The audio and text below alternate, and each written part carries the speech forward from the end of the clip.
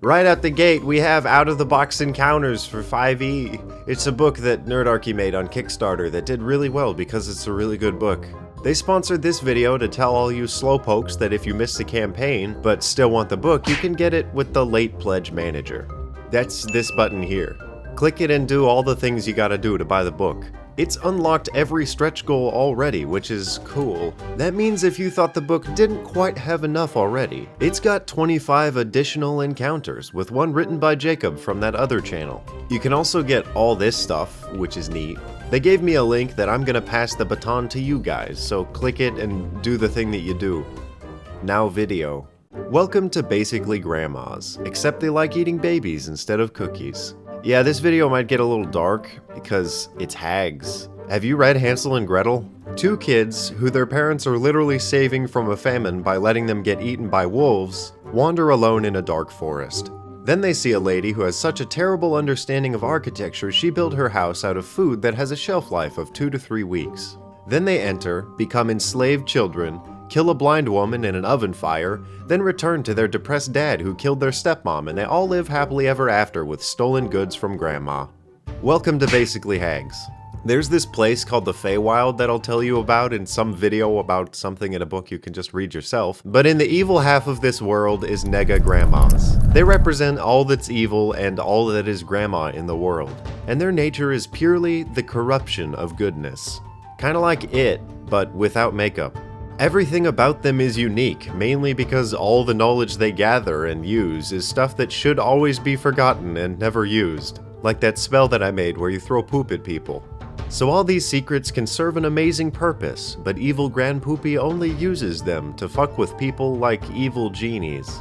Go to r/themonkey's-paw and look at all 15 of the good posts. And the responses are what a hag would do if you asked them for help. My favorite aspect of hags is their perception of beauty, which is to say that they see it as its inverse. So they see Anna Kendrick, Lucy Liu, and Rob Lowe, and those people look like poo-poo to them, but the naked mole rat, the blobfish, and that dick-nosed monkey look like... The major aspect of hags is that the older they are, the more secret shit they know that no one else does. Which is why they're tolerated. They fish for old secrets in rotten swamps and then say, "I see that thee have a query for she, then answer me and sisters three. In your hair, we're gonna pee."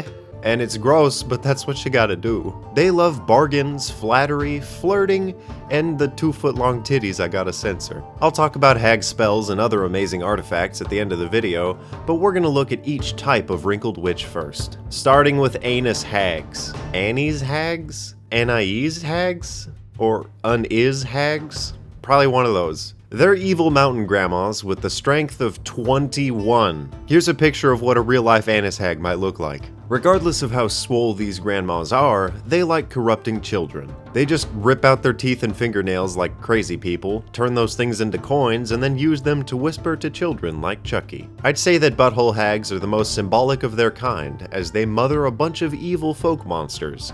Corrupt and eat kids, and they can kick your ass if they wanted to, like my dad. See, this word isn't actually beer, it's ver, because Gaelic is a language that doesn't make sense. Verhags are frostbit grandmas who have a muscle mass of about 2%. They feed on greedy men's ambitions until all that's left is the environment that they favor. Cold, empty, and inhospitable. These winter hags get all hot and bothered when they see somebody with a cold heart. Then they court him, trick him into loving them, then eat his flesh and terrify everyone in the area with their snuff film gore fest of a meal. Green hags are kind of the default, because they're basically Halloween witches. The Russian sex queen Baba Yaga was a green hag who chilled in a big chicken house with 2 twin sisters who all wanted to eat what's-his-face. Green Ma likes seeing heroes at their prime fall into hopelessness like a Greek tragedy. Down the line of evil old ladies, we have night hags, who are a lot like their counterparts, but have a personal stake in dreams. They have little soul satchels, and anyone whose dreams get so messed up that they die at night, the straddling spirit of Grandma Blue packs up your soul and leaves. Did you watch The Little Mermaid? Yeah, okay, cool. So that woman of reasonable girth with squid legs was a sea hag. The stinkiest doo-doo-faced grandmas who smell real bad and look dumb. Heavily inspired by the small fish custodian, sea hags loathe beauty and want to see it corrupted like my Oblivion save file in 2012 that ruined my life. They like dingy underwater ruins, just like 2/3 of all underwater monsters. And that's kinda it. So all fairy grannies have two major traits that make them my favorite: weird magic and bumper cars. Before we look at the two coolest things in D&D, here's a quick cover of what a coven is. The rule of 3 has ancient meaning to them.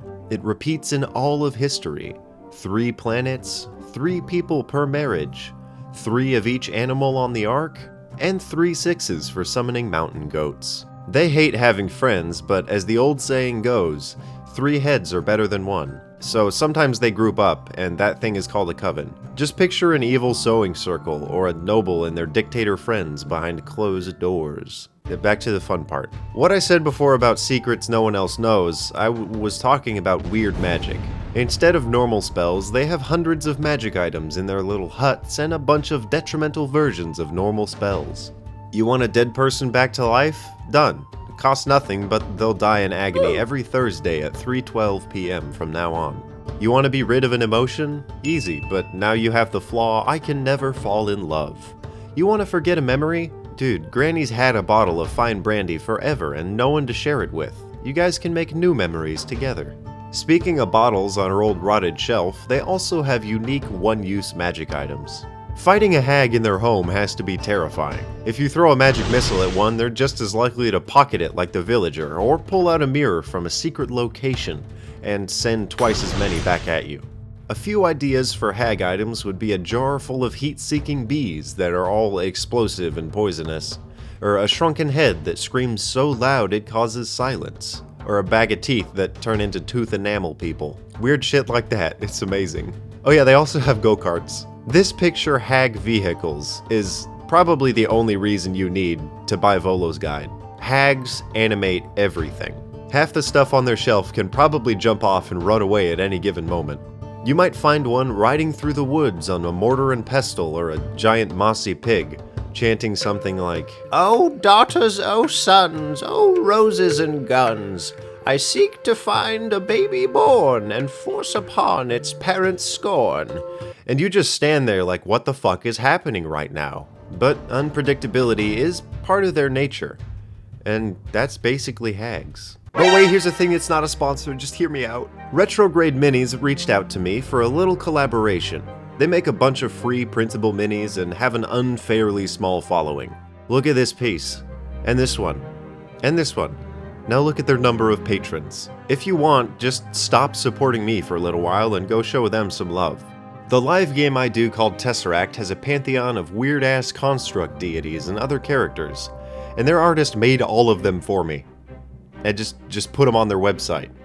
So go support actual talent, because this stupid video's over.